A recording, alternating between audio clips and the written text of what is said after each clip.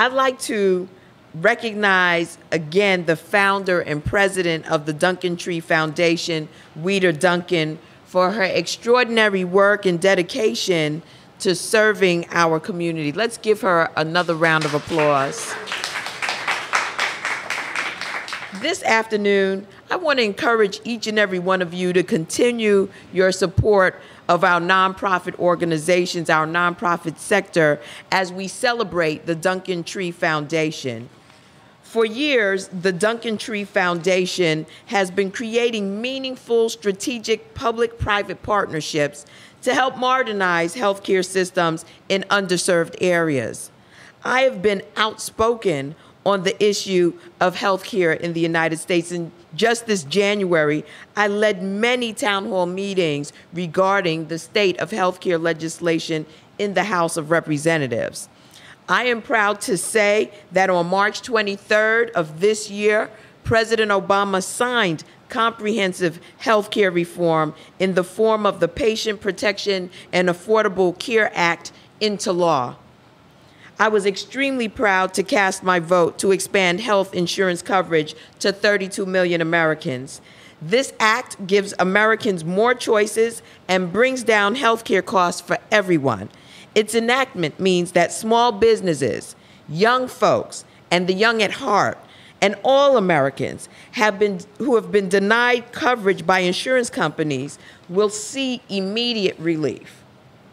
Nonprofit organizations like the Duncan Tree Foundation help bridge the gap between the private sector and the public sector every day. Oftentimes, nonprofit organizations are the first responders to the issues that impact and affect our communities. That is why it is important for elected officials to partner with nonprofits and to assist the community that we serve. Together, we inform people about what is available to them. And that is why I commend the Duncan Tree Foundation and their mission of bridging the information and knowledge gap that exists between government services and community needs. Every day, leaders in the community are working together towards a common goal. Of course, this concept is not new. In fact, this concept is outlined in a book co-authored by the Senior Vice President of Booz Allen Hamilton, Mr. Reginald Van Lee, entitled Mega Communities. He calls this information sharing between the public sector and private sector, NGOs, and civil society a mega community. He notes that addressing complex problems such as global climate change, rebuilding urban infrastructure, or even expanding healthcare coverage to all Americans, the mega community approach, which can produce positive results. I believe that one of the most important factors in this approach is the participation of our civil society.